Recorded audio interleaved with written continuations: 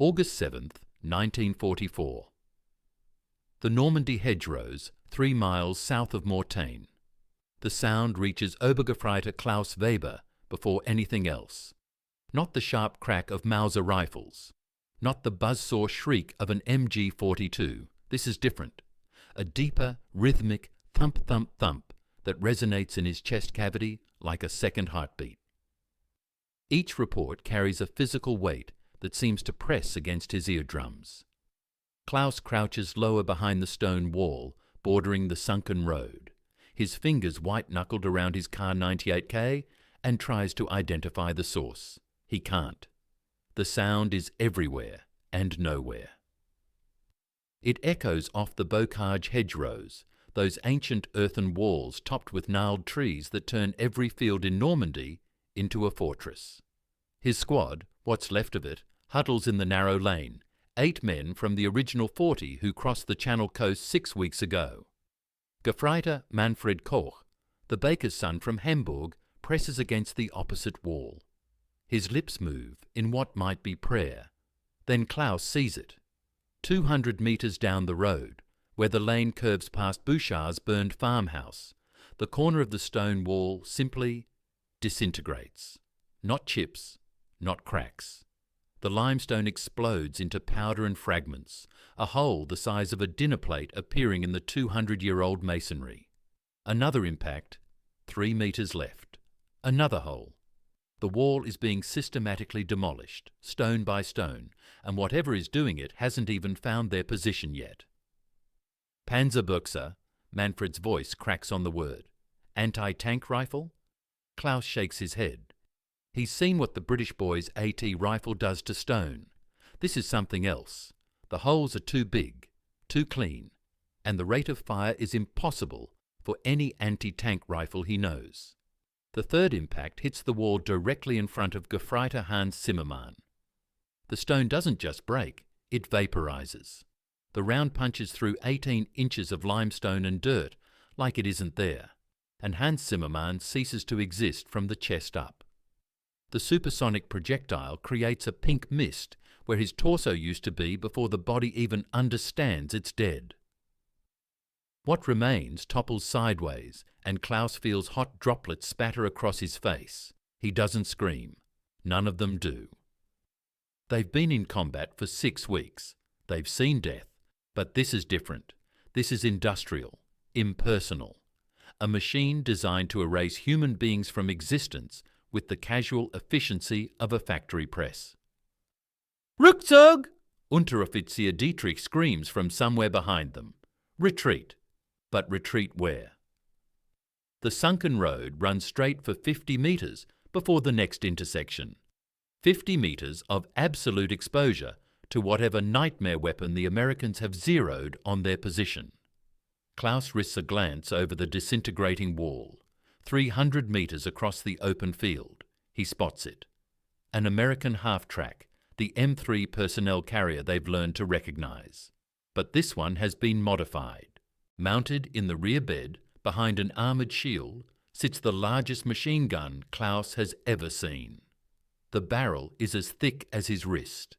The muzzle brake channels the blast sideways in twin jets of flame and pressure that flatten the grass in a 3-metre radius, and it's traversing toward them. The gunner is invisible behind the shield, just a helmet and a pair of hands on the spade grips. Klaus watches those hands make a minute adjustment, sees the massive barrel swing 2 degrees right, and knows with absolute certainty that he's looking at his own death. The gun fires again. The sound is apocalyptic.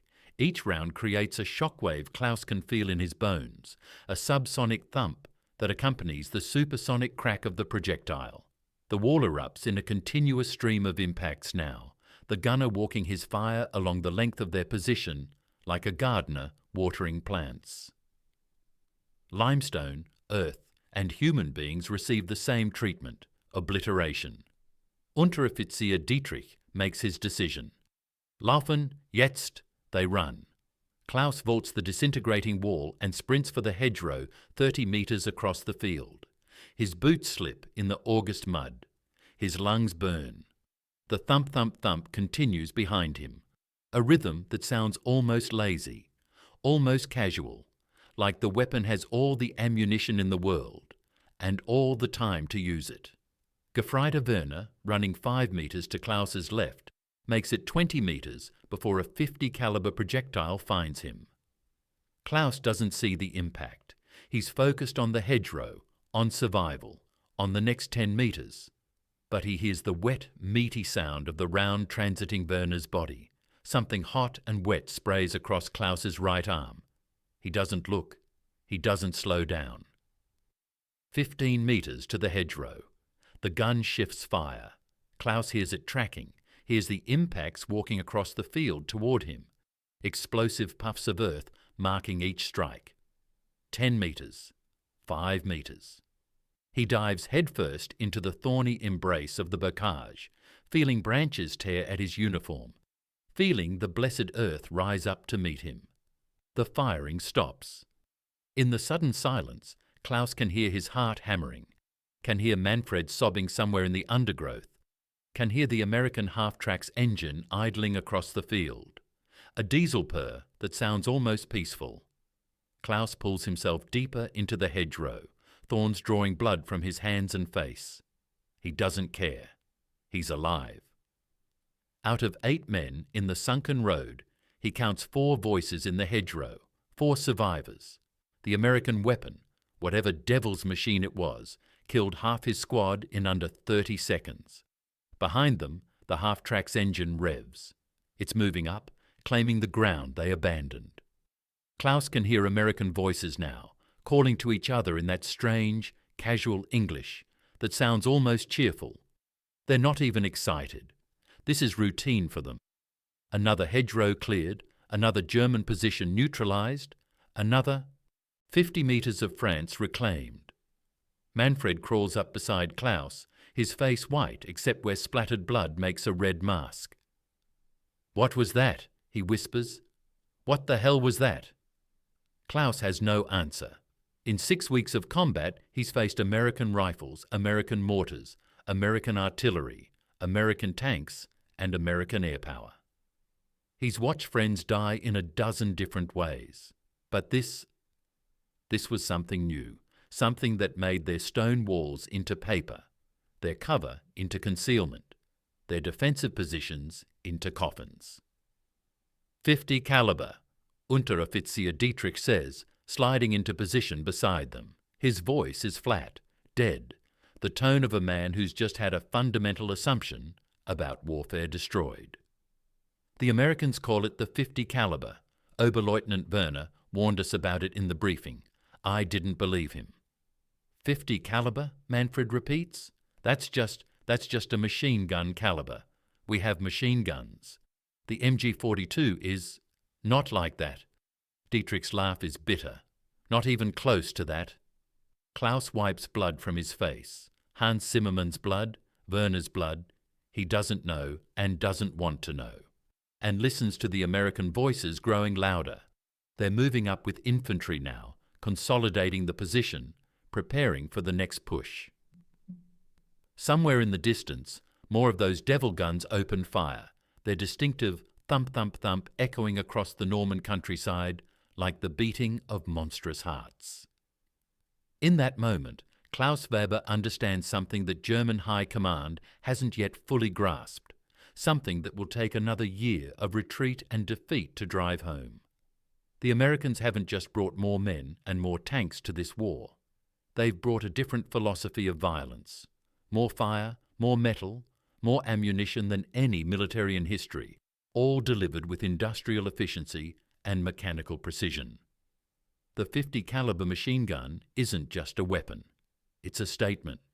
It says, we can afford to throw half-inch projectiles at you all day, every day, until you're dead or you surrender, and we'll never run out. Klaus has fought the British with their careful tactics and measured responses.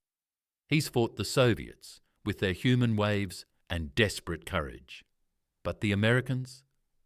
The Americans fight like a nation that's never known scarcity, never known limits, never known the word conserve. And that 50 caliber gun, still firing somewhere across the fields, is the purest expression of that abundance. The sound of Deuce, though Klaus doesn't know that name yet, doesn't know that American gunners call this monster Deuce, with a mixture of affection and respect, will haunt his dreams for the rest of his life. The ones that do the haunting always do. But first he has to survive the next hour, the next day. The long retreat east through France, through Belgium, back into Germany itself, all the way to the final collapse in 1945. And every step of that retreat, he'll hear it. Thump, thump, thump. The sound of American industry, American abundance and American firepower concentrated into a machine that was never supposed to exist, that couldn't exist, not according to everything Klaus learned about machine gun design and practical warfare. But John Moses Browning never cared much about what was supposed to be possible. September 1918. American Expeditionary Force Headquarters, Chaumont, France. General John Joseph Blackjack Pershing stands at the window of his commandeered chateau, watching smoke rise from the Saint-Mihiel salient 20 miles north. His first major offensive as commander of American forces in Europe is succeeding. But the butcher's bill keeps climbing, and Pershing knows exactly why. The numbers don't lie. Casualty reports cross his desk every morning, typed on flimsy paper that somehow makes the losses feel even more disposable. Killed by artillery, killed by machine gun fire, killed by aircraft. And increasingly, a new category that makes Pershing's jaw clench, killed by armoured vehicles. The Germans have brought innovations to this war that American doctrine never anticipated. Their Fokker D-7 fighters strafe American positions with near impunity, diving low to rake trenches with machine gun fire before climbing away faster than infantry rifles can track. Their A-7V tanks, crude and ungainly as they are, lumber across no man's land with enough armour to shrug off .30 caliber bullets like rain. Their observation balloons hang in the sky, directing artillery with devastating precision, practically begging to be shot down. Except nothing in the American arsenal can reach them reliably. And the American infantry, brave as they are, die trying. Pershing turns from the window and picks up the weapon lying across his desk. A Browning M1917 machine gun, or rather, a scale model of one. The real thing weighs 103 pounds with its tripod and water jacket. A magnificent weapon, perhaps the finest light machine gun in the war. John Moses Browning's design has saved American lives from the moment it entered service. The .30-06 round it fires is accurate, efficient and perfectly adequate for killing infantry at 600 yards. But perfectly adequate isn't good enough anymore. Pershing has seen what happens when his men try to engage German aircraft with the M1917. The .30 caliber rounds lack the mass, the energy, the raw kinetic punch to reliably damage aircraft structures before the pilot breaks contact. He's watched American machine gunners pour fire at A-7V tanks, watched the bullets spark off armour plate, watched the tanks keep coming. The French have solutions. Their 11mm machine guns pack more punch. The British are experimenting with .50 caliber rifles. But Pershing doesn't want foreign weapons with foreign logistics chains and foreign spare parts. He wants an American answer. Better yet, he wants John Browning's answer. On September 15th, 1918, Pershing drafts a cable to Washington. The language is direct, almost blunt, stripped of the usual military politeness. American forces require a machine gun of approximately .50 caliber for anti-aircraft and anti-armour applications. Development is urgent. Who can deliver? The answer comes back within days. If anyone can, it's Browning. John Moses. Browning receives the War Department telegram in his workshop, a converted barn that smells of gun oil, metal shavings, and 60 years of innovation. He's 63 years old, silver-haired, with hands that bear the calluses and burn scars of a lifetime spent transforming ideas into steel. Those hands have already revolutionized American firearms 4 times over. The Winchester lever actions, the Colt 45 automatic pistol, the Auto 5 shotgun, and just last year, the M1917 machine gun that Pershing's forces are using to such great effect. Now Pershing wants him to do it again. Bigger. Browning reads the specifications 3 times. A 50 caliber machine gun, half an inch in diameter, roughly twice the bullet weight of his M1917.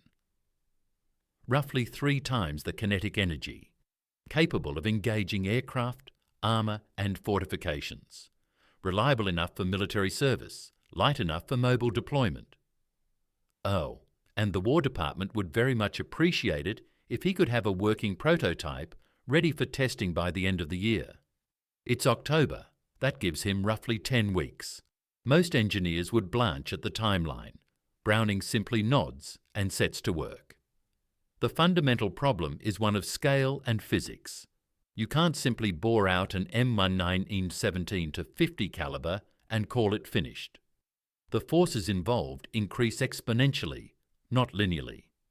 A cartridge powerful enough to threaten aircraft and armour will generate chamber pressures that would tear apart a scaled-up 30 caliber design. The bolt, the barrel extension, the locking system, the receiver, everything must be recalculated, reinforced, reimagined. But Browning has an advantage. He's already solved the core problem. His short recoil system, proven in the M1917, is based on principles of physics that don't change with caliber. The barrel and bolt recoil together for a short distance, locked by lugs. The barrel stops. The bolt continues rearward, extracting the spent case and compressing the driving spring. The spring pushes the bolt forward, chambering a new round and locking back into battery. Fire. Repeat. The genius of the system is its simplicity, and simplicity scales. Browning begins with the cartridge. There's no point designing a gun around ammunition that doesn't exist, so he works simultaneously on both. The 50 Browning machine gun cartridge, soon to be known simply as 50 BMG, and the weapon to fire it. The round takes shape over weeks of calculation and testing. A 2.5-ounce projectile propelled by 240 grains of powder, generating 13,000 foot-pounds of muzzle energy. For comparison, his M1917 generates 2,700 foot-pounds. This isn't twice the power, it's 5 times the violence. The first prototype emerges in late November 1918, a water-cooled monster designated the M1921. It weighs 120 pounds with its tripod. The barrel is wrapped in a copper cooling jacket that must be filled with water before extended firing sessions.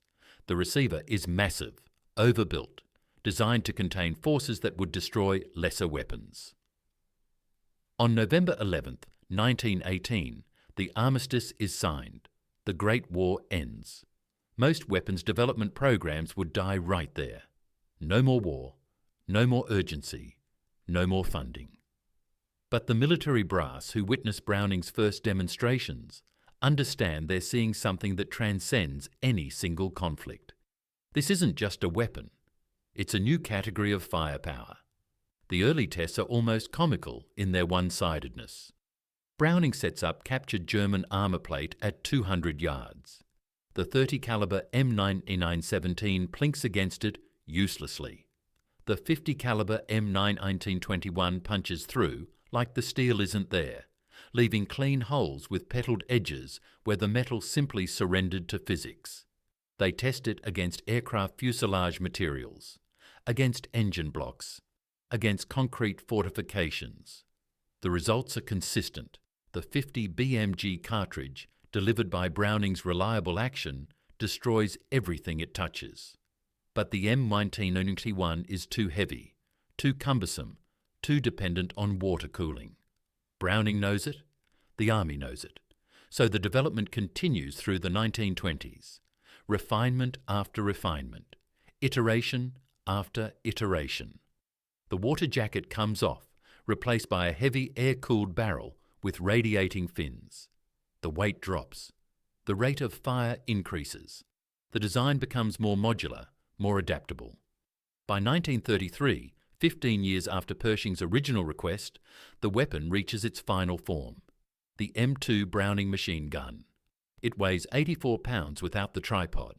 It fires 450, 600 rounds per minute. It can be configured for left or right feed, mounted on aircraft, vehicles or tripods. The universal receiver means the same core weapon serves every role. You just swap furniture and mounts. And most importantly, it works.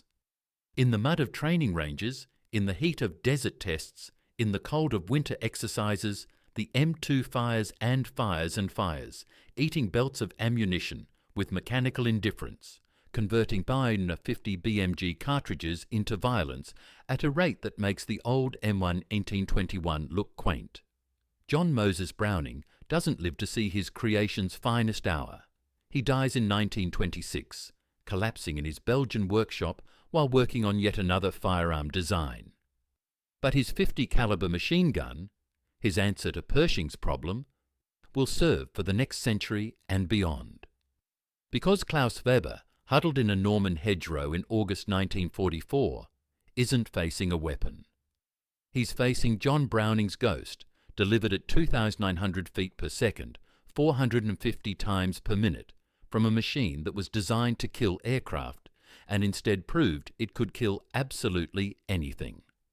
Pershing wanted a heavier machine gun. Browning gave him Deuce. And the world would never be the same. The Army Ordnance officers watching John Browning's latest prototype have seen promising weapons fail before.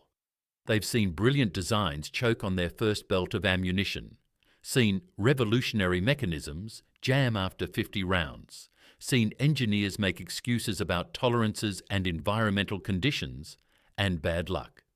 What they're watching now defies every expectation. The M2 prototype has been firing continuously for 8 minutes. The barrel glows a dull red in the winter air, heat shimmer rising from the metal. The weapon has consumed 3,600 rounds of 50 BMG ammunition, each cartridge generating chamber pressures of 55,000 pounds per square inch, each recoil impulse slamming 120 foot-pounds of force through the action. And it hasn't missed a single cycle. The weapon fires, ejects, feeds and fires again with metronomic precision. The spent brass arcs through the air in a glittering stream, tinkling against the growing pile of empty cases. The target, a 1918 German A7V tank hull positioned 800 yards downrange, acquires new holes at the rate of 8 per second. When the test officer finally signals ceasefire, the silence feels almost unnatural. The weapon sits there, barrel radiating heat, action locked open on an empty chamber, completely undamaged, ready to do it again. One of the officers, a major who spent 3 years in France watching lesser weapons fail, asks the question everyone is thinking: how the hell does it work? The answer is physics, engineering genius, and the kind of elegant simplicity that only comes from a lifetime of understanding how metal moves under stress. Imagine trying to catch a bowling ball thrown at your chest. If you lock your arms rigid and try to stop it dead, the impact breaks your wrists. But if you catch it and move backward with it, absorbing the energy over time and distance, you can control forces that would otherwise destroy you. That's short recoil operation, translated into steel. When a 50 BMG cartridge fires inside the M2's chamber, the explosion generates enough force to push a 2.5-ounce bullet to 2,900 feet per second. But Newton's third law doesn't care about bullets. Every action has an equal and opposite reaction. The same force pushing the projectile forward also pushes the breech backward with catastrophic violence. In a locked breech weapon, all that force would try to rip the gun apart.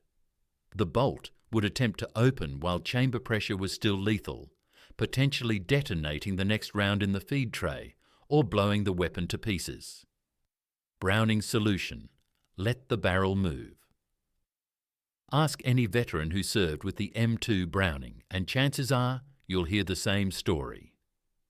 We were told we couldn't shoot enemy personnel with the 50. Geneva Convention said it was illegal, too inhumane. So we aimed for their equipment instead: belt buckles, canteens, helmets, rifles. If the enemy happened to be wearing the equipment at the time, well, that was just bad luck. It's repeated in barracks, told to new gunners, passed down through generations of soldiers like gospel truth. It appears in forums, comment sections, and supposedly authoritative military websites. There's only one problem: it's completely false.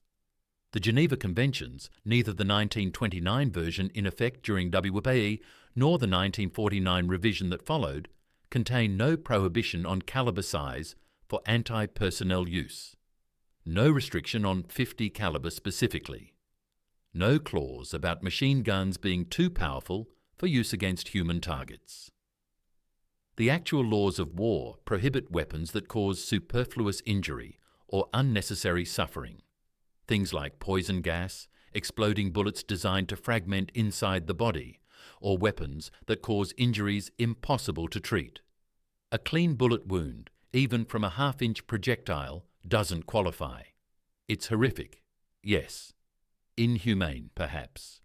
But illegal? No. The Judge Advocate General's Office has issued clarifications multiple times. .50 caliber machine guns are legal anti-personnel weapons under all international laws and conventions. Full stop. So where did the myth come from? The most likely origin is a misunderstood briefing somewhere in the fog of WW2 training. An instructor trying to explain proper target selection for the M2 probably said something like, "The 50 is for hard targets, vehicles, aircraft, fortifications. Use your M19-9 30 cal for personnel. Save the 50 for when you need it." Sound tactical advice. Ammunition conservation, using the right tool for the job, but somewhere in the telephone game of military communication, should use became must use, which became legally required to use, which became the Geneva Convention says you can't shoot people with the 50. And once a myth enters military culture, it becomes unkillable. Cadre tell new soldiers.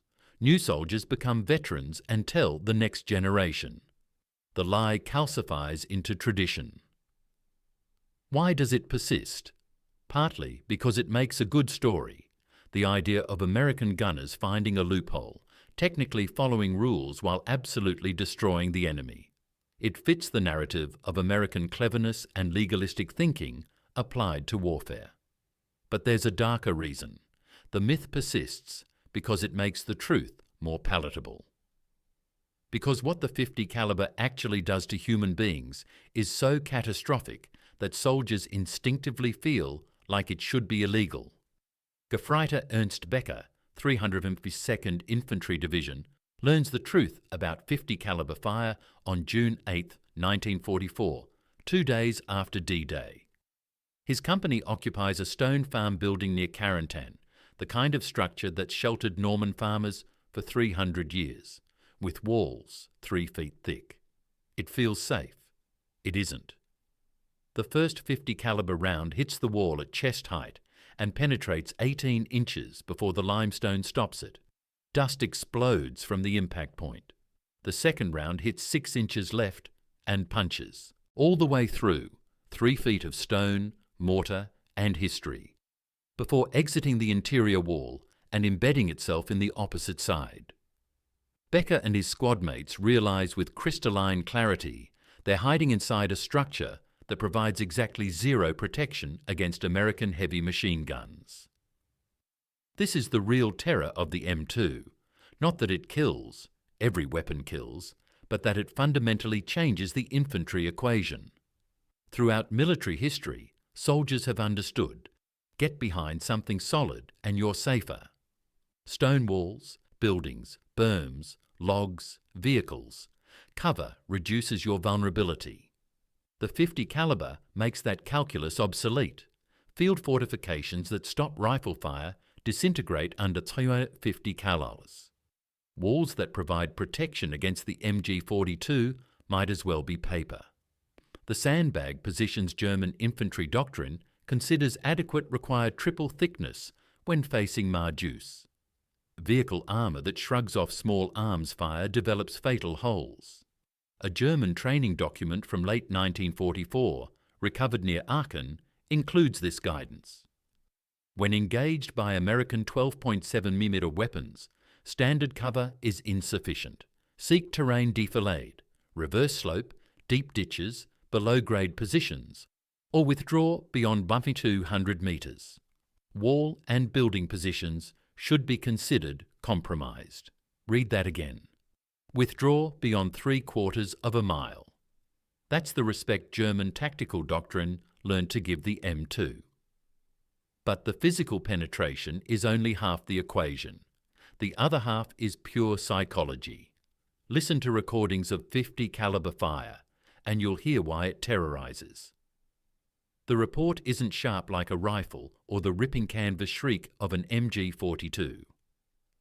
It's a deep bass boom that you feel in your chest cavity as much as hear with your ears.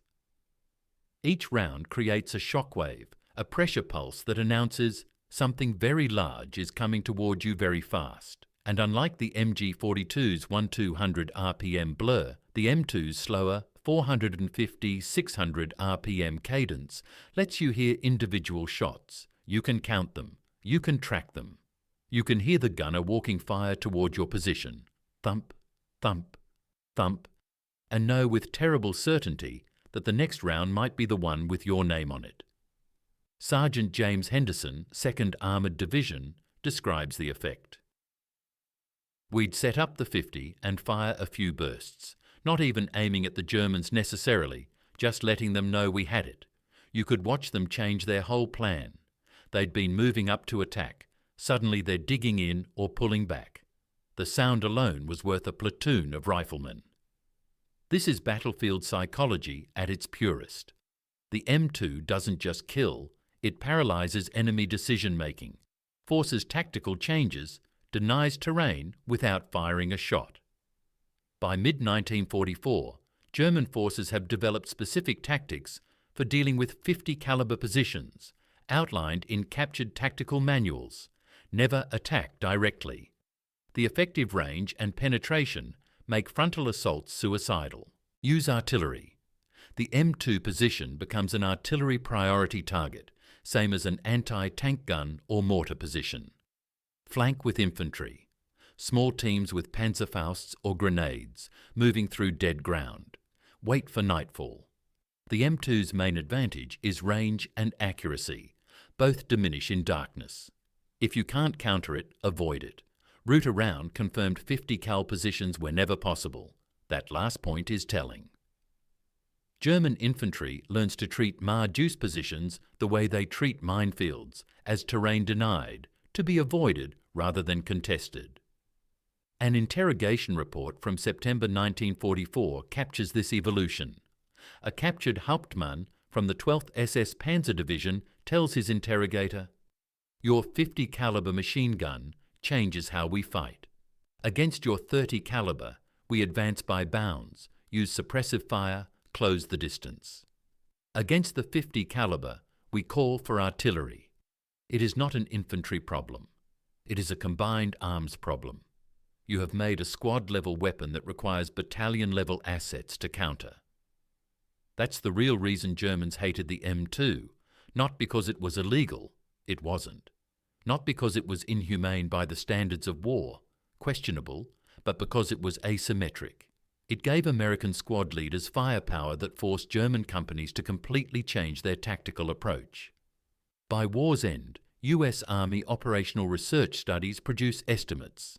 German forces required an average of 3 times longer to assault positions defended by M2 machine guns versus comparable positions with only 30 caliber weapons. Casualty ratios favoured the defenders by margins of 5.1 or higher in documented engagements. The M2 didn't win the war. No single weapon does. But it gave American forces, often green troops facing veterans, a qualitative edge that helped compensate for experience gaps. And it gave the enemy nightmares. Klaus Weber, interviewed by Allied intelligence after his capture in September 1944, provides the most honest assessment. The sound of your .50 caliber gun is worse than incoming artillery. Artillery is random, impersonal. The .50 is aimed. Someone on that gun is choosing to erase you from existence, and there is nothing, no wall, no cover, no distance short of a kilometre, that can save you. That is true terror. No Geneva Convention needed. The M2 was perfectly legal, which somehow made it even more frightening. For the first 3/4 of an inch of recoil, the barrel and bolt stay locked together as a single unit. The barrel itself, all 45 inches and 25 pounds of it, moves backward in the receiver, guided by smooth, bearing surfaces. During this critical moment, chamber pressure drops from 55,000 psi to safe levels as the bullet exits the muzzle. Then, and only then, does the barrel stop against its buffer. A precisely machined cam surface forces the bolt to rotate, unlocking the lugs.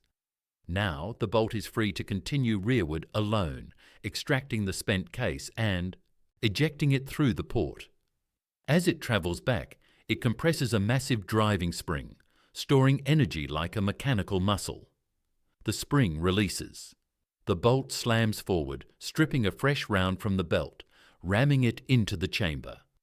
As the round fully seats, the bolt rotates back into battery, locking lugs engage barrel extension, and everything is locked up tight again, just in time for the firing pin to drop and start the cycle over. The entire process takes 1/10 of a second, and it works because Browning understood that you don't fight recoil, you choreograph it. The M2's receiver is a rectangular steel box that weighs 24 pounds and contains no complex parts, just precision machined surfaces for the bolt and barrel to travel through. But this apparent simplicity conceals revolutionary adaptability, because the receiver doesn't care what's bolted to it. Mount it on a tripod with spade grips, add a simple trigger mechanism, and you have an infantry heavy machine gun. Bolt it to an aircraft cradle with solenoid triggers and sync gear, and you have an aerial weapon. Attach it to a ship's pedestal mount with extended triggers, and you have naval anti-aircraft armament. Suspend it in a tank turret with mechanical linkages, and you have armour armament. The same receiver, the same bolt, the same barrel, just different furniture.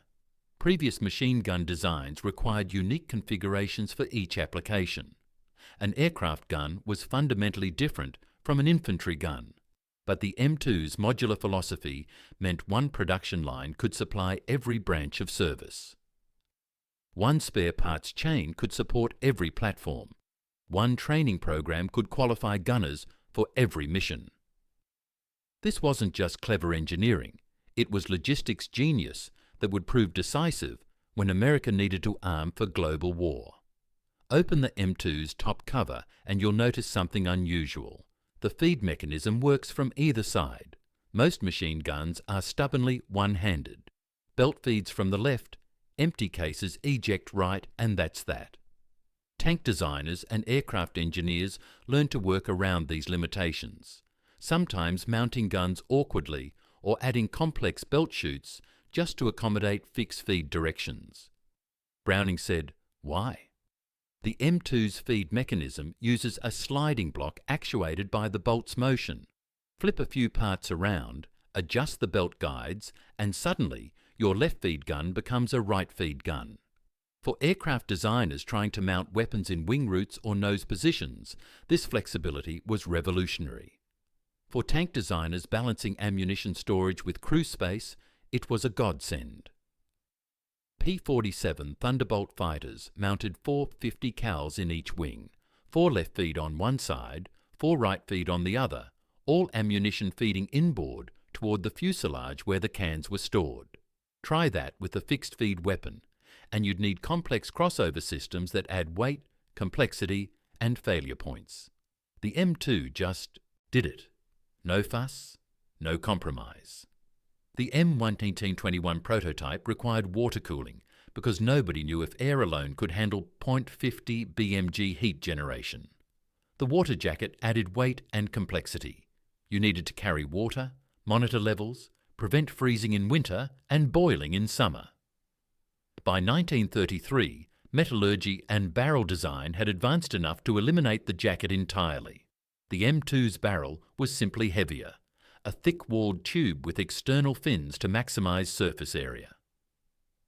Air cooling through convection and the occasional barrel change for sustained fire.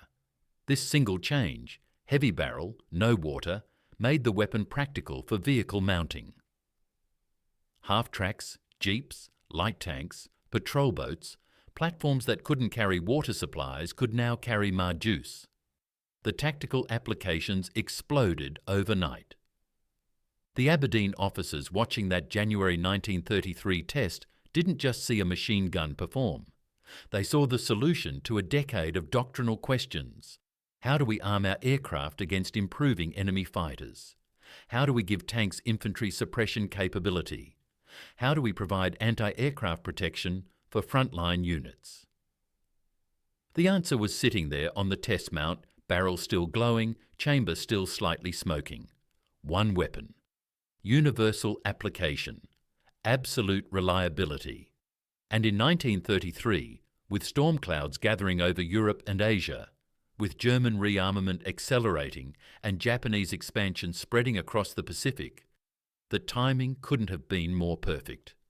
Because America was about to fight a war on every continent, in every climate, against every type of target imaginable.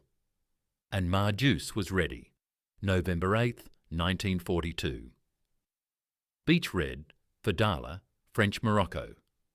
The first German soldier to die by .50 caliber fire in World War II probably never heard the gun that killed him. Operation Torch, America's debut in the European theatre, brings 35,000 troops ashore on North African beaches, and with them hundreds of M2 Browning machine guns mounted on everything that floats, rolls, or flies. The Vichy French defenders, fighting half-heartedly for a government they barely support, discover what concentrated Cena .50 caliber fire does to coastal fortifications. It erases them. Staff Sergeant Mike Kowalski from Pittsburgh mans an M2 mounted on the bow of a Higgins boat, part of the first wave hitting Fadala Harbour. His target is a concrete pillbox 200 yards up the beach, its embrasure winking with Hotchkiss machine gun fire. Kowalski doesn't try for precision. He doesn't need it. He simply holds the trigger and walks his tracers into the target. The first dozen rounds crater the concrete around the embrasure. The next dozen punch through. What happens inside that pillbox doesn't bear description. .50 caliber rounds ricocheting inside a concrete box turn the interior into a blender. The Hotchkiss gun falls silent. Kowalski will later tell Stars and Stripes, "It was like using a sledgehammer on a mailbox. Way more gun than we needed, but damn if it didn't work." That's the American philosophy of firepower in one sentence.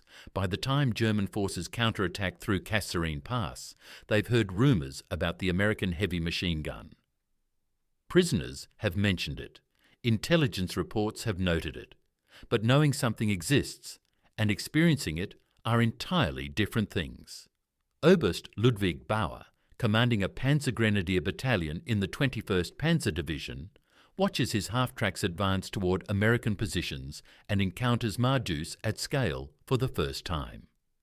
The Americans have positioned M3 half-tracks in hull-down positions along the ridgeline, only their .50 caliber mounts visible above the terrain.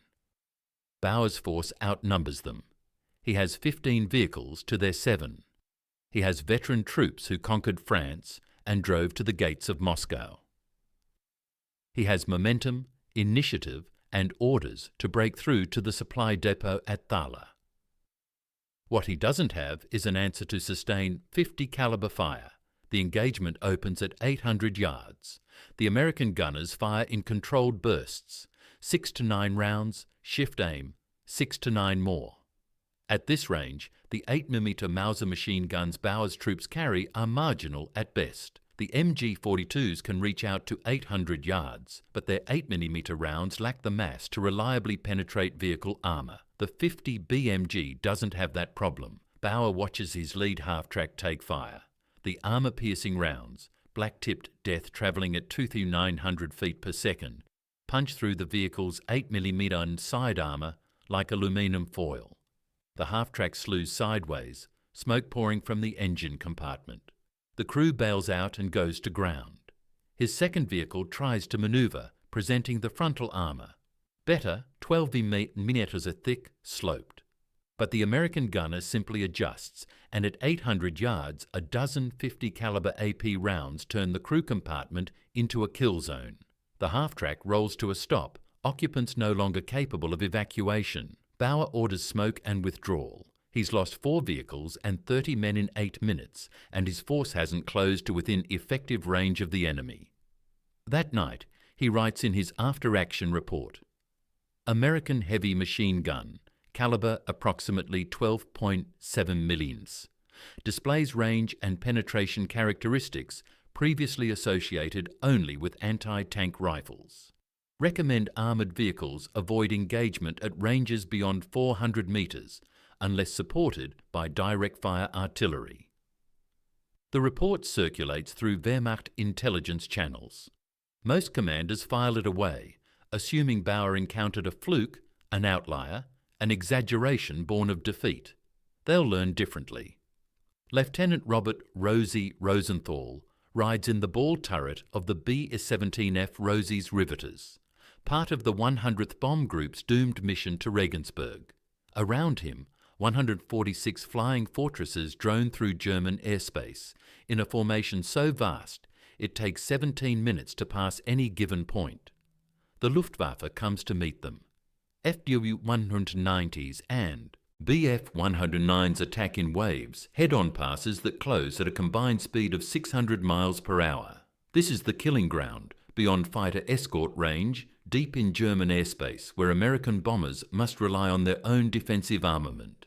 Each B-17 bristles with 13 50 caliber positions, nose guns, cheek guns, top turret, ball turret, waist guns, tail guns, overlapping fields of fire designed to create a sphere of lead that no fighter can penetrate.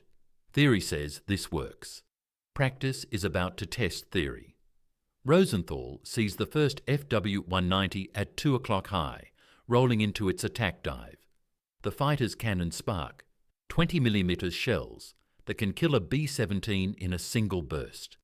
But to get close enough for accurate fire, the German pilot must fly through the bomber formation's defensive zone. 50 50 caliber machine guns open fire simultaneously. The noise is indescribable. Not individual shots, but a continuous roar, a wall of sound that drowns out the Wright Cyclone engines. The tracers, every 5th round, create visible streams of fire, glowing lines that reach out toward the attacking fighters like the fingers of some mechanical god. The FW-190 flies into this maelstrom and simply disintegrates. Rosenthal doesn't see a single catastrophic hit. He sees the fighter come apart in pieces. Cowling, wing panel, canopy fragments, and finally the cockpit section tumbling out of the formation, trailing smoke and fuel and pieces of pilot. The engagement lasts 45 minutes. The 100th Bomb Group loses 9 aircraft, catastrophic losses. But the Luftwaffe loses 36 fighters, and more importantly, experienced pilots that Germany can't replace. Hauptmann Hans Philipp, a Luftwaffe ace with 206 confirmed kills, tells his wingman after breaking off the attack, "It's like flying into a wall of steel. The Americans don't aim. They just fill the sky with bullets. Eventually, mathematics wins." Philipp will die 2 months later, shot down over Nordhorn. Whether it was 50 caliber fire that killed him, no one knows. But the odds say yes. German soldiers, when captured, often ask American interrogators about the 50 caliber gun. The conversations reveal a fundamental misunderstanding. They're trying to compare it to the MG-42, the Hitler's buzzsaw, that fires 1-200 rounds per minute and represents the pinnacle of German machine gun design. But the comparison is flawed. The MG42 and M2 aren't competitors. They're different answers to different questions. The MG42, firing 8mm Mauser at 1,200 RPM, is designed for area suppression. It fills zones with bullets, makes infantry keep their heads down, denies terrain through volume of fire. It's brilliant at this role, arguably the best infantry machine gun of the war. The M2, firing 50 BMG at 450-600 RPM, is designed for destruction. It doesn't suppress, it eliminates. Aircraft, vehicles, fortifications, and yes, personnel, all receive the same treatment. Where the MG42 says, "You can't cross this CA field," the M2 says, "This position no longer exists." Rate of fire versus destructive power, volume versus violence, different philosophies of war. An interrogation report from August 1944 captures a German Feldwebel's assessment. The MG42 is a superior infantry weapon. But the American .50 caliber, it is not an infantry weapon. It is artillery that happens to look like a machine gun. You cannot fight it with small arms any more than you can fight a tank with rifles. That's grudging respect from a professional soldier who understands exactly what he's facing. The M2's versatility extends beyond Europe. In the Pacific, Navy PT boats mount multiple .50s for close-quarters combat against Japanese barges and coastal positions. Lieutenant John F. Kennedy's PT-109 was famously equipped with them, though Kennedy's boat was lost before its gun saw significant action. But PT-59, under Lieutenant Commander Robert Lee, becomes a floating platform for Deuce. The boat carries 4 twin .50 mounts, 8 guns total, plus a 37mm cannon. When Lee's boat encounters a convoy of Japanese barges evacuating troops near Leyte, the engagement is brutally one-sided. The wooden barges have no armour. The .50 caliber rounds punch through both sides of the hull, through whatever's in between, cargo, equipment, human beings, and out the other side. Lee's gunners fire 12,000 rounds in a 20-minute engagement. 6 barges sink. The survivors beach themselves and surrender. A captured Japanese naval officer later tells interrogators, "We thought your machine guns were 20mm cannons. We could not believe these were small arms. The destruction was complete." By the time Germany surrenders in May 1945, the M2 Browning has proven itself in every theatre, every climate, every role. From the sands of North Africa to the hedgerows of Normandy, from 30,000 feet above Berlin to sea level in the Pacific, Deuce delivers. American production figures tell the story: 400,000 M2 machine guns manufactured during the war. Roughly 3 billion rounds of 50 BMG ammunition produced. 3 billion rounds. That's the American way of war. Not elegance or efficiency, but overwhelming material superiority delivered with mechanical reliability. And every German soldier who survived the war carried memories of that distinctive sound. Thump, thump, thump. The sound of American abundance. The sound they learned to fear. March 15th, 1944. 22,000 feet above Augsburg, Germany, Major Gerald Johnson rolls his P-47D Thunderbolt into a diving attack, and 8 .50 caliber machine guns roll with him. The target is a formation of Bf-110 heavy fighters climbing to intercept Allied bombers. The German pilots see Johnson coming. They have to. The P-47 is a 7-ton monster that doesn't believe in stealth. And they break formation, trying to scatter before the American reaches firing range. They don't scatter fast enough. Johnson presses the trigger on his control stick at 400 yards. All 8 M2. Brownings fire simultaneously, synchronized through hydraulic interrupter gear. The combined rate of fire is 4,800 rounds per minute, 80 bullets per second. and each bullet weighs half an ounce and carries the kinetic energy of a baseball bat swung by a professional slugger. The math is simple and horrifying. Johnson's aircraft is projecting 40 pounds of lead per second into a cone of airspace roughly 20 feet in diameter. The first Bf-110 flies into this cone and ceases to be an aircraft. The 50 caliber rounds shred the starboard engine cowling, punch through the wing root fuel tanks, saw through control cables, and turn the cockpit into a slaughterhouse. The fighter breaks apart in mid-air, wings folding upward like a closing book before the whole assembly tumbles out of the sky trailing smoke and fuel and pieces of airframe. Johnson's gun camera footage shows the engagement lasted 2.3 seconds. One trigger pull, one dead aircraft, 84 pounds of ammunition expended. This is the P-47 Thunderbolt at work, a fighter designed around the principle that you can never have too much gun. When Republic Aviation designed the P-47, they started with the question, how much firepower can we physically fit into a fighter aircraft? The answer turned out to be 850 caliber M2 Brownings, 4 in each wing, with 425 rounds per gun. Total ammunition capacity, 3,400 rounds. Total weight of fire per second when all guns are firing, 40 pounds. For comparison, the British Spitfire Mark IV carried 8 303 caliber machine guns that together projected 8 pounds per second.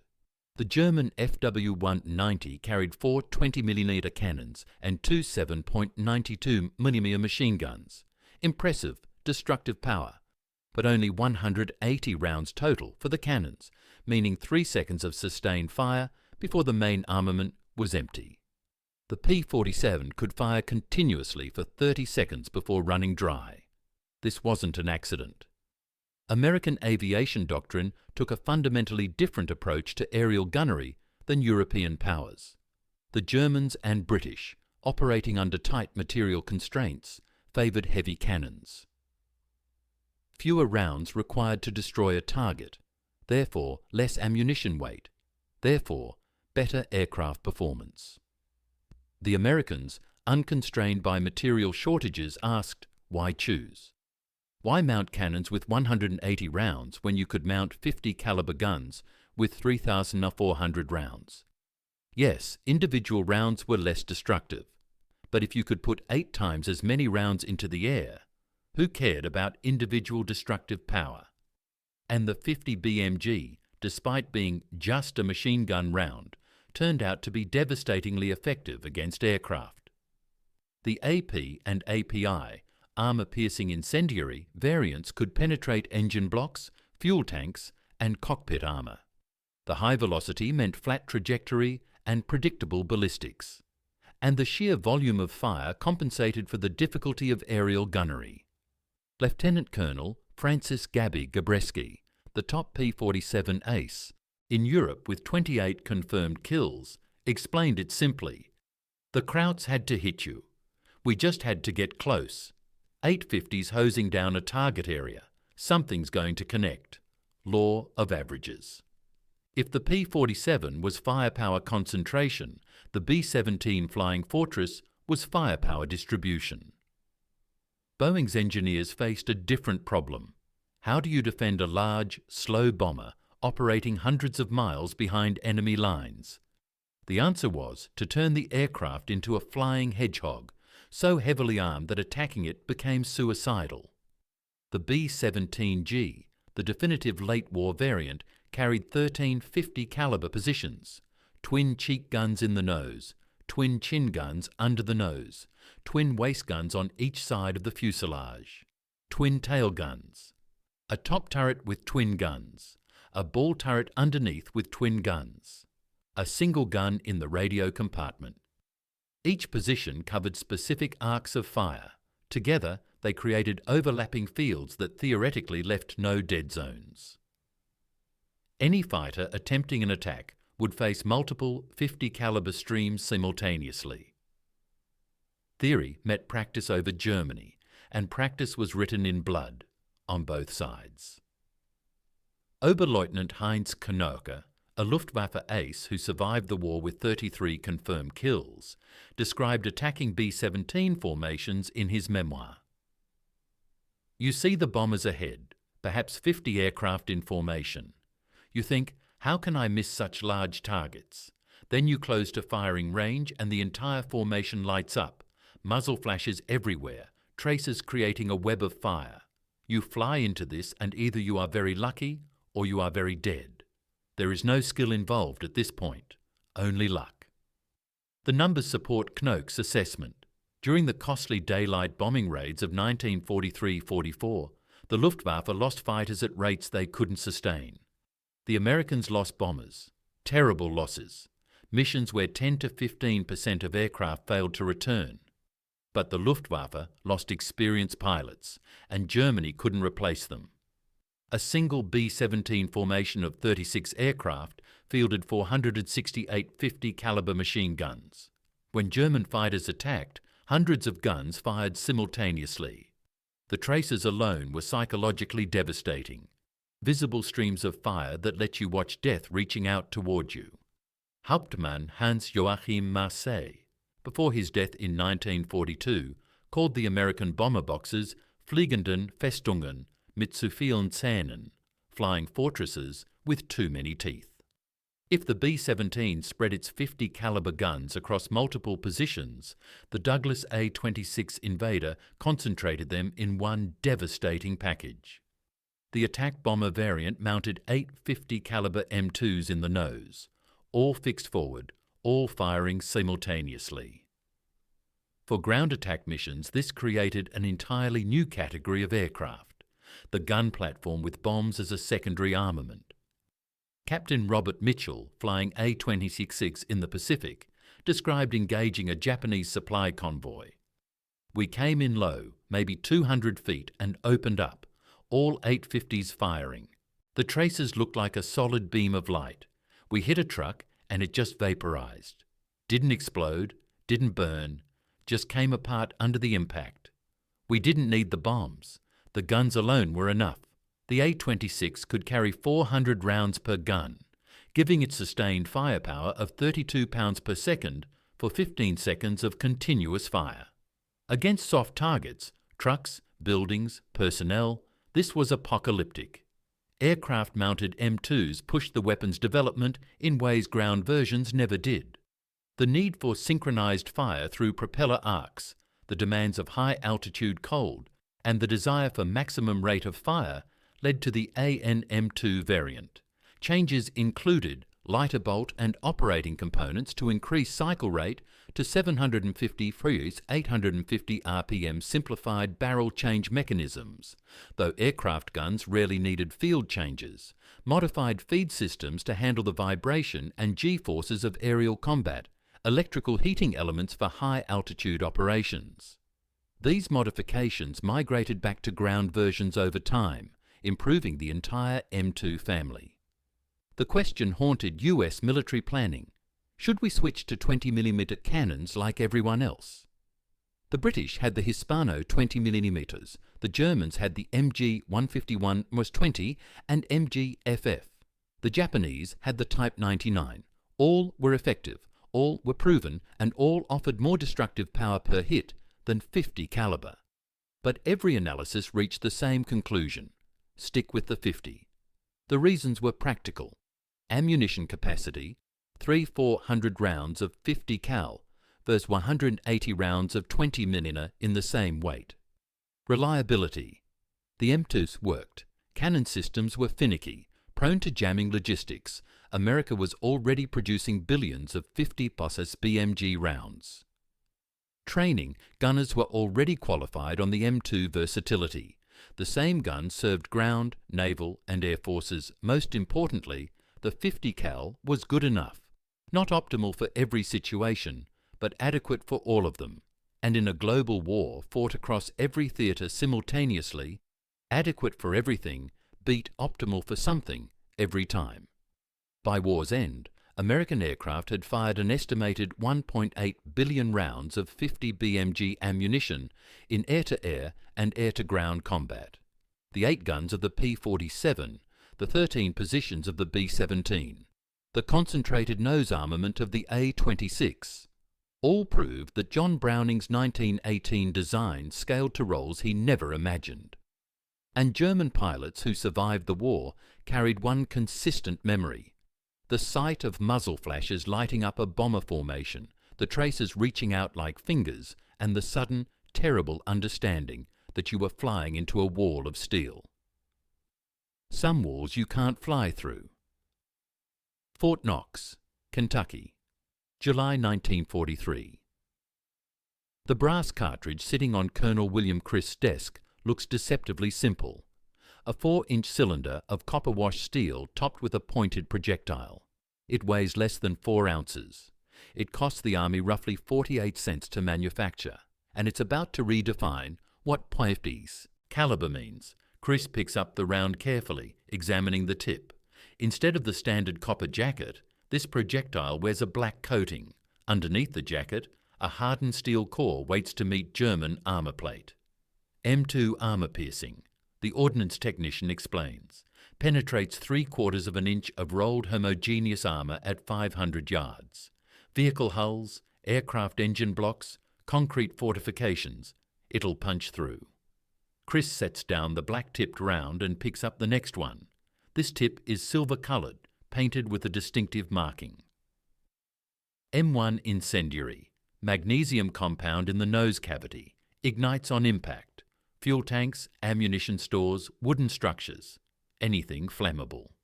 The third round combines both features, a silver tip with red sealant.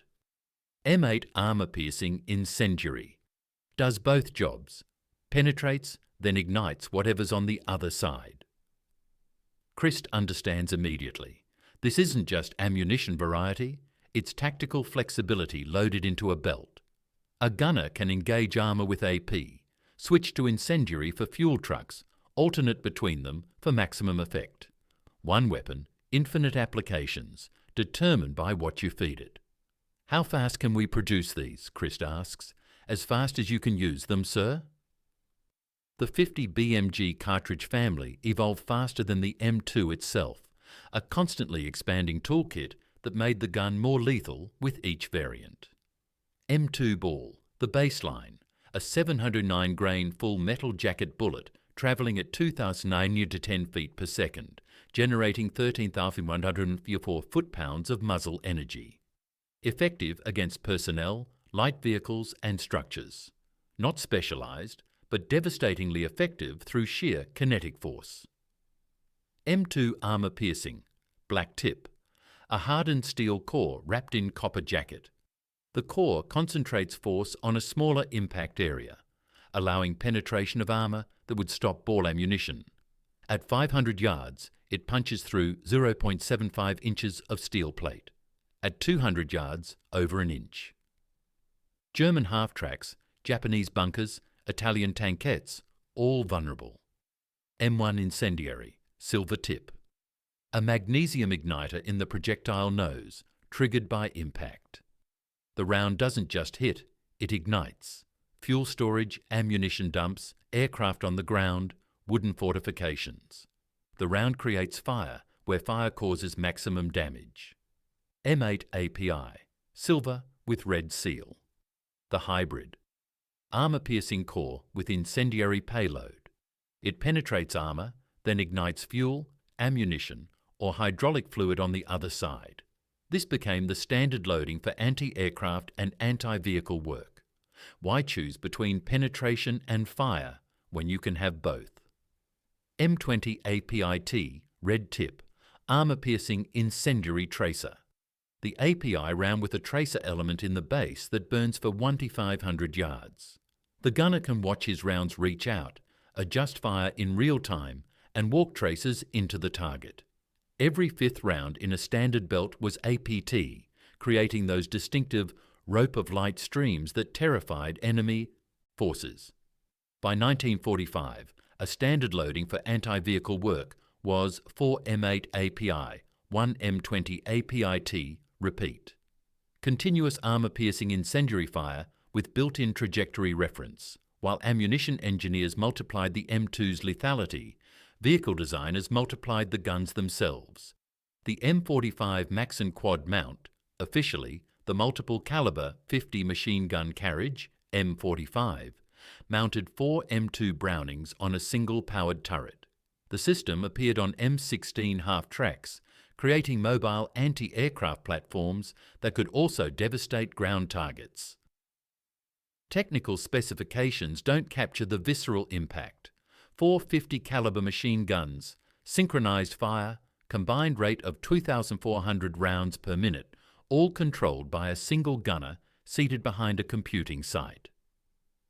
Staff Sergeant Thomas McPherson, 14th Armoured Division, operated an M16 during the drive across Germany in early 1945.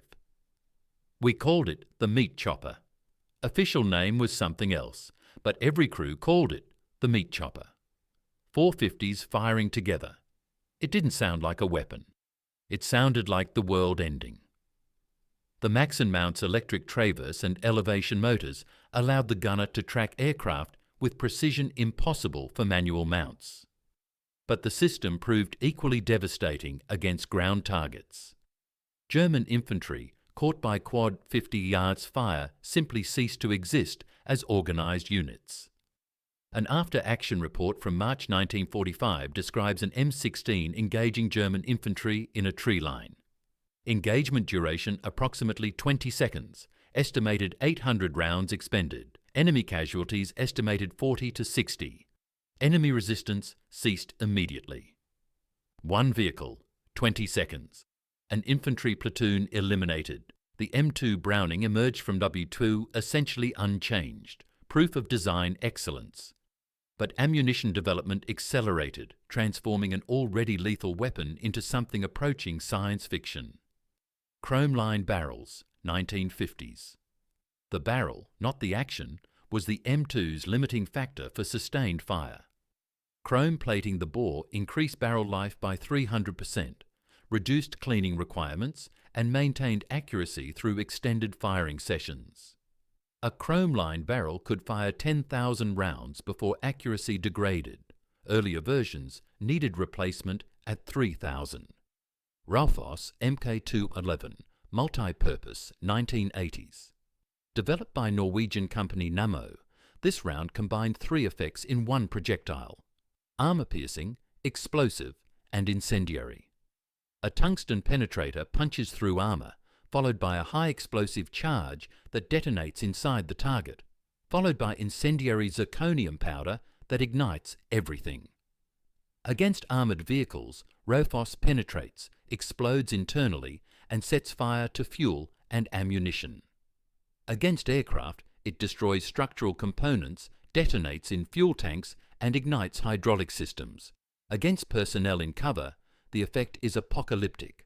1 round, 3 effects, maximum lethality. SLAP, Saboted Light Armour Penetrator, 1990s, for heavily armoured targets. The SLAP round uses a sub-caliber tungsten penetrator held in a plastic sabot. At impact, the sabot falls away and the dense penetrator continues, travelling faster and hitting harder than a full-caliber projectile.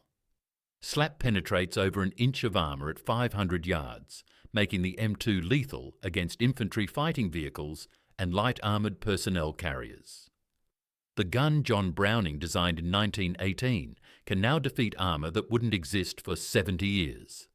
A contemporary M2 gunner's belt might contain M33 ball, standard for general purpose, M8 API, armour incendiary, Mk211, Raufoss, multi-purpose devastation, M962, SLAP T, heavy armour penetration with tracer, mixed loadings allow engagement of any target with appropriate ammunition. See an unarmoured truck, ball rounds work fine. See a BMP infantry fighting vehicle, switch to SLAP. See fuel storage, API or Raufoss. 1 gun, 1 belt, infinite tactical applications. Here's the fascinating reality. The M2 Browning hasn't changed fundamentally in a century.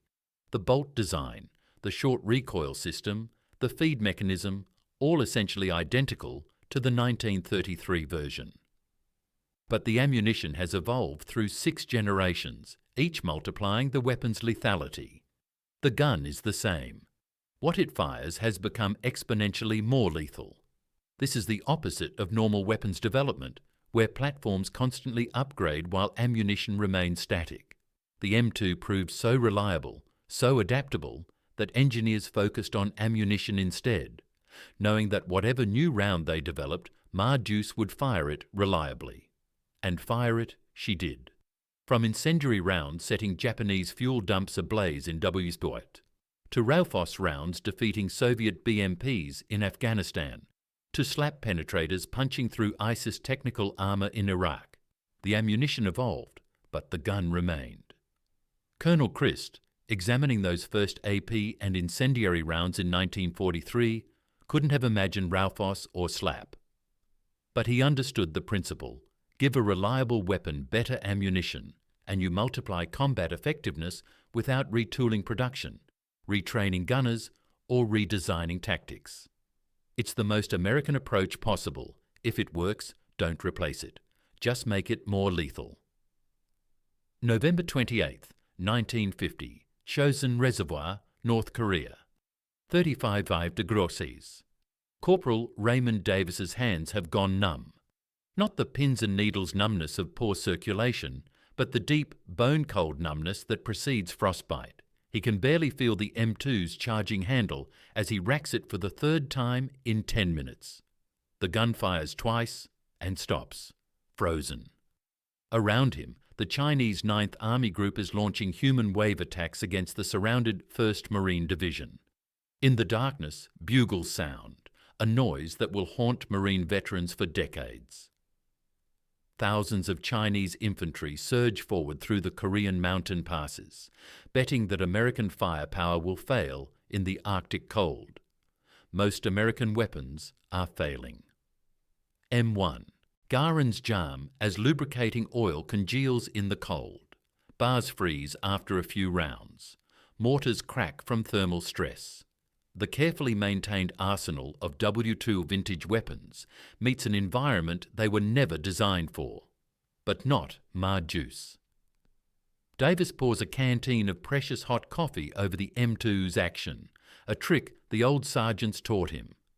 Steam rises from the metal. He racks the charging handle again, feels the bolt move freely, and opens fire.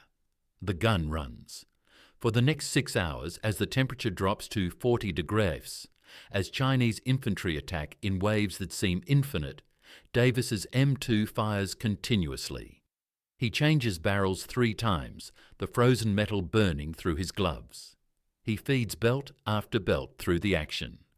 And the gun, designed 20 years earlier in Utah's temperate climate, performs flawlessly in conditions that would kill an unprotected human in minutes.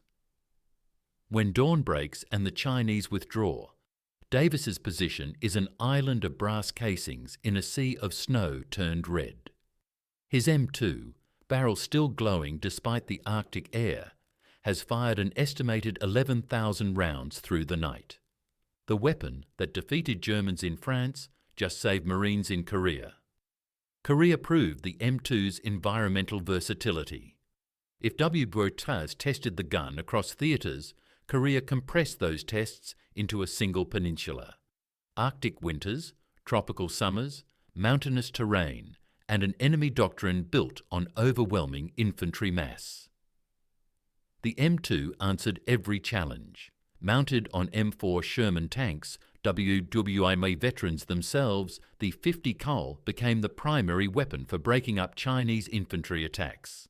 Tank commanders learned to fire low, letting 50 caliber rounds skip across frozen ground into advancing formations, a technique impossible with main guns but devastatingly effective with machine guns. On Navy destroyers providing fire support, M2s engaged coastal targets and North Korean supply vessels. In the air, F-4U Corsairs and F-51 Mustangs, both carrying multiple .50s, provided close air support that Marines called divine intervention with tracer rounds. But Korea added something new to the M2's resume, the realization that this WW2-era weapon would serve for decades, not years. As the war ground toward armistice in 1953, military planners understood they weren't replacing Deuce anytime soon. Why would they? It worked in France and it worked in frozen Korea. Chances were good it would work wherever America fought next. March 1967. Route 19, Central Highlands, Vietnam. Specialist 4, Michael Fitzsimmons, stands behind a pedestal-mounted M2 in the bed of a modified M35 Deuce and a half cargo truck. Armour plate surrounds him, scrounged metal, sandbags, and welded steel that makes the truck look like a Mad Max fever dream. They call it a gun truck, and Fitzsimmons' vehicle, nicknamed Eve of Destruction, carries 3 M2 Brownings and 1 M60. It's part of a convoy running supplies from Quy Nhon to Pleiku, through territory the Viet Cong control after dark and contest during daylight. The ambush comes at the expected place, a curve in the road where jungle presses close on both sides. AK-47 fire erupts from the tree line, followed by RPG trails. Fitzsimmons doesn't aim carefully. He doesn't have time. He simply pivots the M2 toward the muzzle flashes and holds down the trigger, walking fire across the jungle canopy at 550 rounds per minute. The 50 caliber rounds don't just penetrate jungle foliage, they obliterate it. Trees 6 inches in diameter snap under repeated impacts. Branches rain down. And somewhere in that vegetation, human beings who thought jungle provided concealment learn the same lesson German infantry learned in Normandy. Concealment is not cover. The ambush breaks in under a minute. The convoy keeps rolling. This is Vietnam's contribution to M2 tactics. The gun truck, an improvised platform that turned logistics convoys into armoured columns. Unable to secure every mile of highway, unable to spare infantry escorts for every supply run, American forces instead fortified the trucks themselves, and the M2 became the primary armament. By 1970, gun trucks were official doctrine, with standardized armor packages and weapons mounts. The M2 remained the weapon of choice, heavy enough to defeat cover, reliable enough to function in Vietnam's heat and humidity, with range to engage ambushes before they closed to effective AK-47 range. While the Army rolled gun trucks down highways, the Navy sailed them down rivers. The Brown Water Navy, riverine patrol forces operating on the Mekong Delta's countless waterways, mounted M2s on everything that floated. PBR, Patrol Boat River, craft carried twin 50s in forward turrets. Monitor riverboats, converted landing craft, bristled with multiple M2 positions, plus 40mm cannons and mortars. Engine man Second Class Terry Lynch, operating a PBR on the Bassac River, described the M2's advantage. The jungle comes right to the water's edge. Charlie's 10 feet away, hidden in vegetation so thick you can't see 3 feet in. You can't outrun him, can't see him to shoot rifles. But the 50 just mows down everything. Trees, brush, spider holes, whatever. You make your own clear zone. The M2's penetration meant riverine gunners didn't need to see targets. They could fire through vegetation, through mud banks, through the wooden sampans Viet Cong used for transport. The weapons range meant patrol boats could engage shore positions before enemy rockets and recoilless rifles reached effective range. Vietnam's riverine operations proved the M2's versatility in yet another environment. Tropical waterways, high humidity, fine sediment, constant exposure to water. The gun performed. By the 1980s, the M2 had served for 50 years without fundamental changes. But operational experience, from Korea's cold to Vietnam's heat to countless training exercises, identified improvements. The result was the M2A1, introduced in 2010. The changes were minimal by design. Quick change barrel, QCB. Previous M2s required headspace and timing adjustments whenever barrels were changed, a process requiring gauges, training and time. The M2A1's fixed headspace design eliminated this. Puller handle, remove hot barrel, insert cool barrel, close handle. 10 seconds. No tools, No adjustment. A single gunner could now change barrels under fire without assistance. Flash suppressor. Reduces visible signature during night firing. The M2's muzzle flash could reveal positions. The suppressor minimises this without affecting ballistics. Manual safety. The original M2 had a trigger-based safety that could accidentally discharge if the bolt was released with the trigger depressed. The M2A1 added a mechanical safety lever, simple, positive, impossible to accidentally disengage. Improved ejection system, brass deflector prevents spent cases from hitting nearby personnel or equipment, important for vehicle-mounted operations. These weren't revolutionary changes. They were refinements based on a century of operational feedback. The M2A1 is still fundamentally John Browning's design. It's just been debugged by 5 generations of gunners. The newest evolution isn't the gun.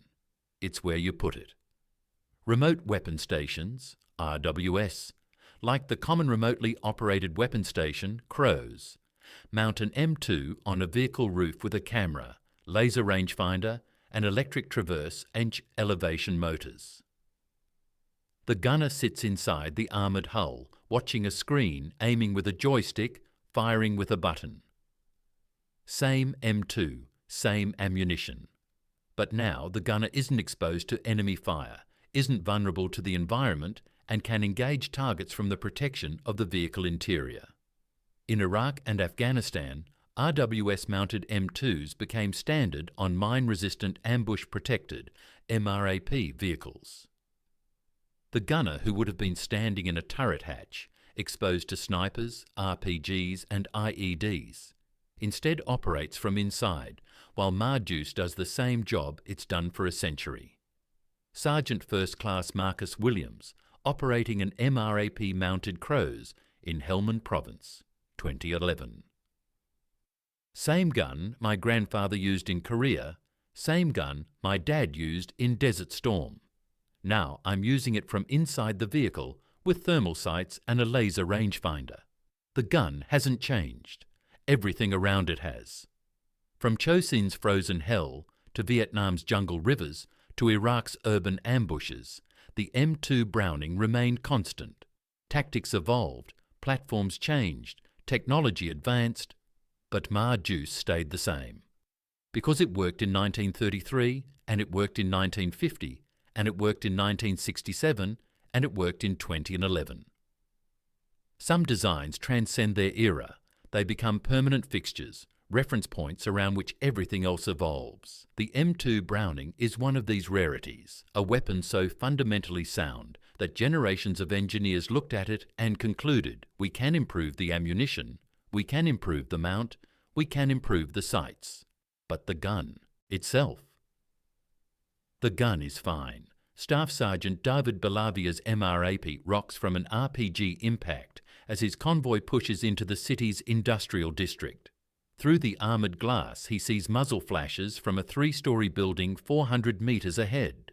Insurgents with PKM machine guns engaging the column. Belavia doesn't grab a radio to call for air support. He doesn't request artillery. He doesn't even dismount his infantry. He just pivots the CROWS joystick, centres the thermal reticle on the building's second floor, and presses the trigger. The M2 mounted above his vehicle fires 27 rounds in a controlled burst. Through the screen, Belavia watches the 50 caliber impacts walk across the concrete facade, punch through the wall, and eliminate the firing position. The PKM falls silent. Elapsed time from first contact to target neutralized, 11 seconds. Belavia keys his radio. Threat eliminated, moving. This is the M2 Browning in the 21st century. Same gun, same mission, same result. The weapon John Moses Browning designed when Herbert Hoover was Secretary of Commerce is still killing America's enemies in an era of smartphones, drones, and precision-guided munitions. And nobody serious is trying to replace it. The Pentagon has tried. God knows they've tried. Every decade or so, some acquisition program proposes replacing the M2 with something modern, something networked, something that reflects current technology. The proposals come with PowerPoint presentations, cost-benefit analyses, and promises of revolutionary improvements. And every time, the programs die.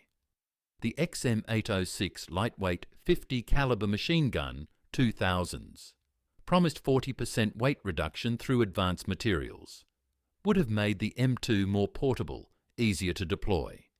The program spent $15 million before cancellation. Why? The weight savings weren't worth the cost of replacing 50,000 existing M2s that worked perfectly fine. The XM312 2000s, designed as a modular system that could fire 50 silos of BMG or 25mm airburst rounds, theoretically superior to the M2 in every way. The problem? It fired only 260 rounds per minute compared to the M2's 500 plus. In testing, soldiers consistently preferred the old gun. Program cancelled. The M2A2, proposed, would have added QCB system plus improved optics rails. But the M2A1 update already added QCB, and optics rails could be retrofit to existing guns. No need for a complete replacement.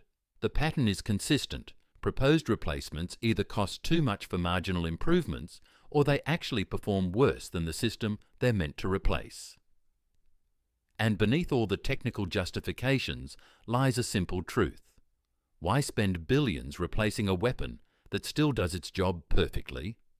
Sergeant First Class Raymond Cooper, Armour Section Leader, 1st Cavalry Division, runs a training range at Fort Hood. He's been teaching soldiers to operate the M2 for 16 years. His father taught M2 operation during Desert Storm. His grandfather crewed an M2 armed half-track in Germany, 1945. 3 generations. 1 weapon system.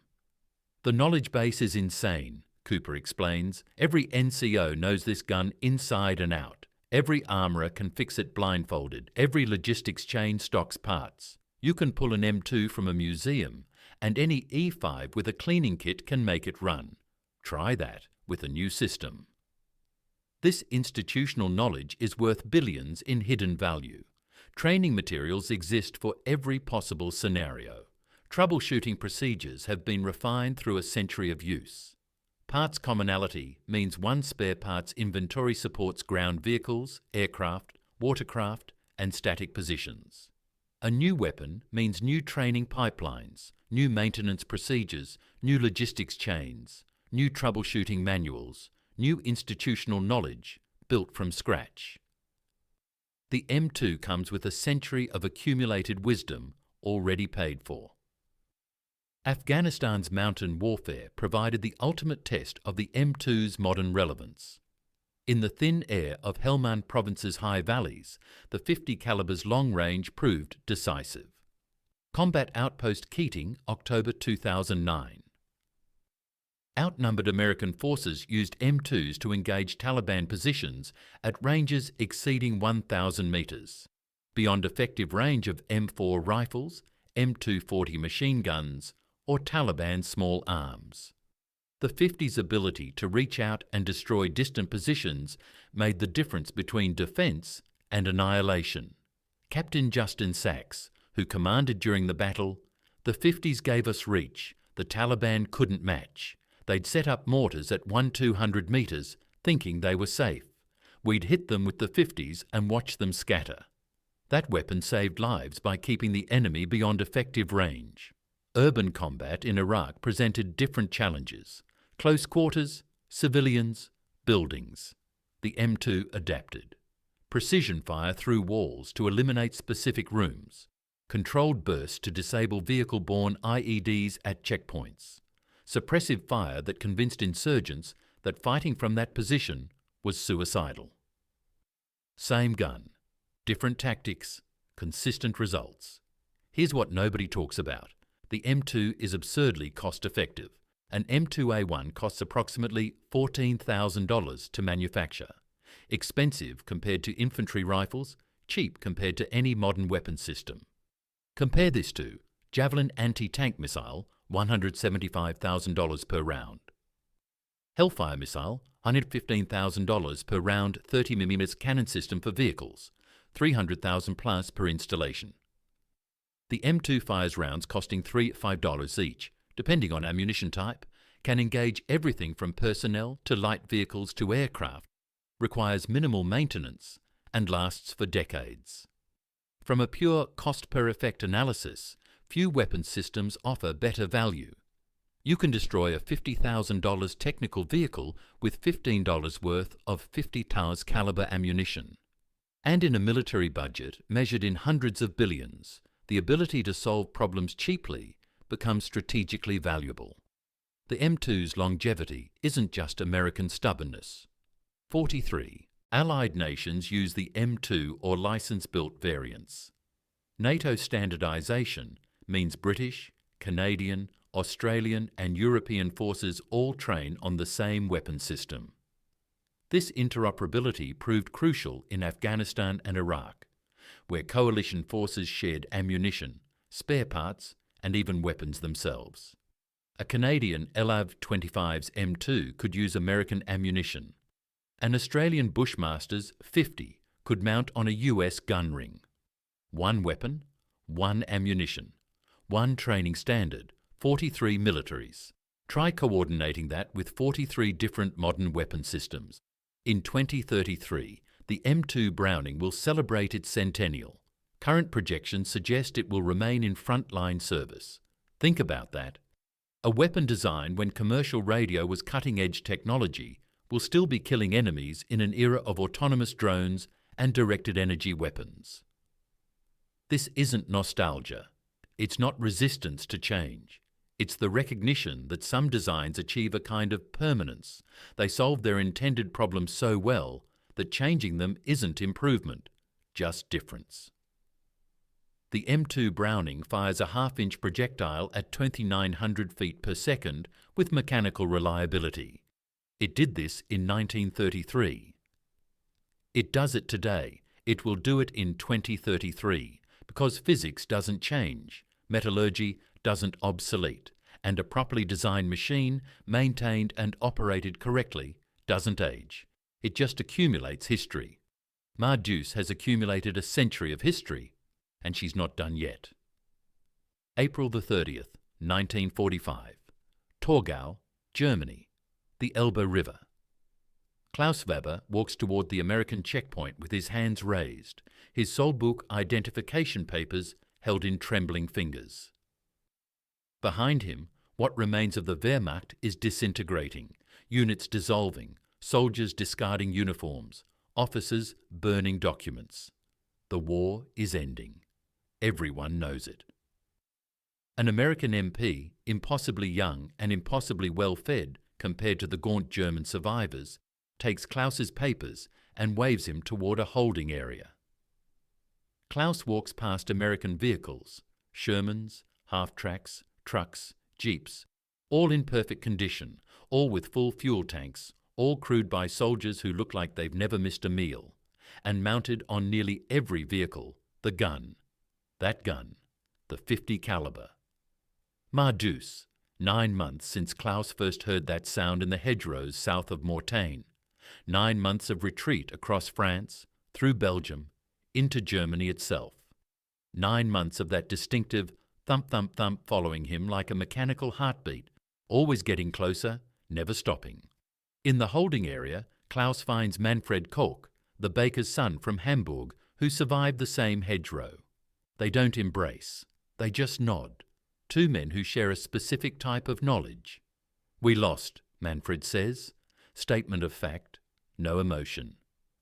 "We lost the moment they brought those guns," Klaus replies, nodding toward an M3 half-track, its 50 caliber mount gleaming in the spring sunlight. They're not. Wrong. The numbers, compiled by US Army Historical Division in the years following the war, tell a story of industrial might translated into tactical dominance. Production. M2 Browning machine guns manufactured during the WW2. 400,000 Osterud 50 BMG ammunition produced 1941-1945. 3.2 billion rounds average M2 lifespan before major maintenance. 10,000 rounds. Practical lifespan with barrel changes and maintenance. 100,000 plus rounds. Combat effectiveness, aircraft destroyed by 50 caliber fire, all theatres. Estimated 12,000–15,000 vehicles destroyed or disabled. Estimated 35,000 plus. German tactical doctrine modification specifically citing .50 cal threat. 14 documented revisions. Recommended minimum engagement distance. German field manuals, 1944, 1,200 metres, comparison statistics, 50 BMG muzzle energy, 13th item Mask FTLBs, 8mm Mauser muzzle energy, 2649 FTLBs ratio, 4.96.1. The M2 didn't just outperform comparable weapons, it occupied a different category entirely. The Germans had nothing equivalent. The MG42 was a superior infantry machine gun for its role. The 2cm Flak 38 was a capable anti-aircraft cannon, but neither matched the M2's combination of range, penetration, portability and reliability. The Americans had created a weapon that sat between small arms and cannons and discovered that this middle ground was devastatingly effective. Every army that faced the M2 gave it a name in their own language, and those names reveal how they perceived it. German, Grosser Kaliber Maschinengewehr. Large caliber machine gun, but more commonly .5, 10.50, or simply Das 50, the 50. In Normandy, some units called it der Hammerschlag, the hammer strike. Japanese Goju Kokeiju, 50 caliber gun, but soldiers reportedly called it Raijin no Ken, Thunder God's Fist. North Korean Chinese during Korea, Laogan Mu, Old Godmother, or Meguo Zhongqiang, American heavy machine gun. Viet Cong, Sung Nam Muoi. Gun 50, though some documents reference it as Voa Mai, American elephant, but the Americans characteristically gave it an affectionate nickname, Ma Deuce, a play on M2 that anthropomorphized the weapon. Not a tool, not a machine. Ma Deuce, like a person, like family. That affection was earned. The weapon brought soldiers home. It kept aircraft in the sky.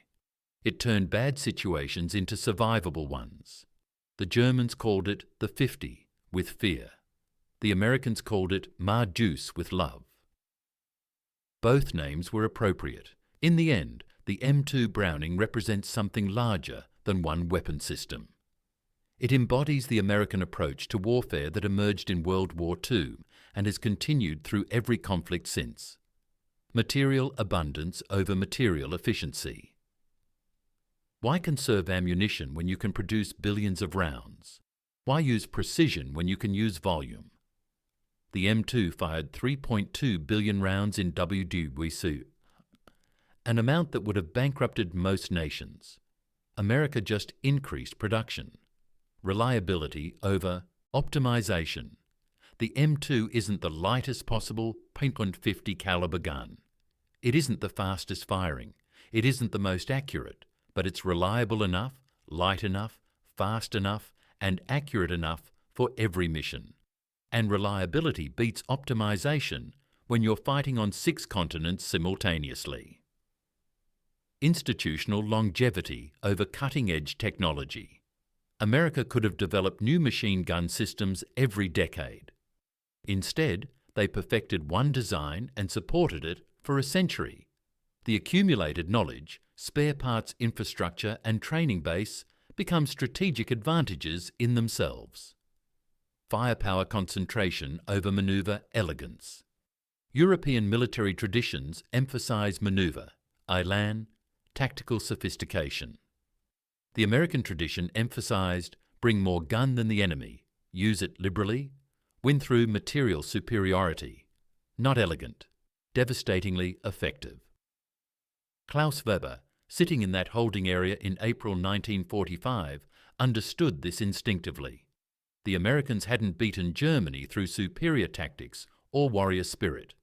They'd beaten Germany by producing so many tanks, planes, trucks and guns that German skill became irrelevant.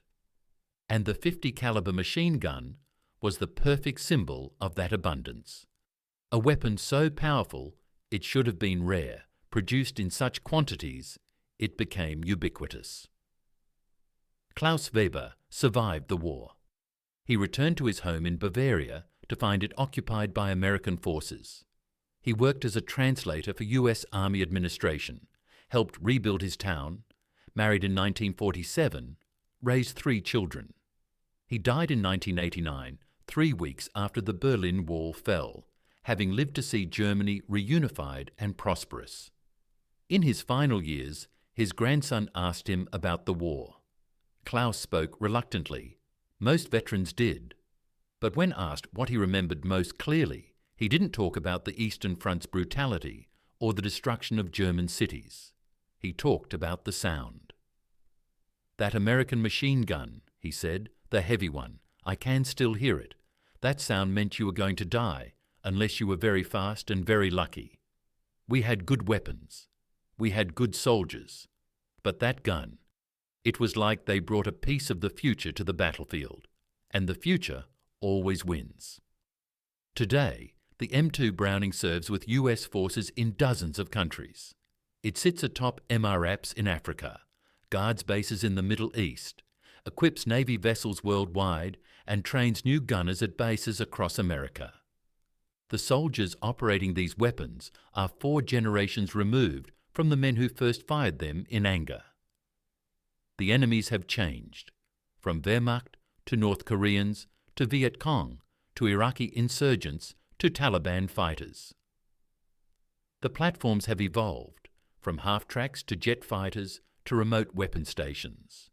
But Deuce remains, because some designs transcend their era. Some tools become permanent. Some machines become legends. The M2 Browning is all 3. It's the gun that made German veterans fall silent when they heard its distinctive report, that made Luftwaffe pilots break off attacks, that made enemy forces rout around its positions rather than confront it directly. It's the weapon that proved American industrial might could be translated into tactical dominance, that showed reliability and abundance could defeat sophistication and skill. It's Deuce, the 100-year gun, the soldier's friend, the enemy's nightmare. And when future historians write about American military power in the 20th and 21st centuries, they'll note the aircraft carriers and stealth fighters and precision missiles. But they should also note the machine gun that served from 1933 to whenever it's finally retired, probably decades hence. Because the M2 Browning didn't just help win wars, it defined what American firepower means: overwhelming, reliable, and absolutely unstoppable. The Germans were right to fear it. Everyone else learned to fear it too.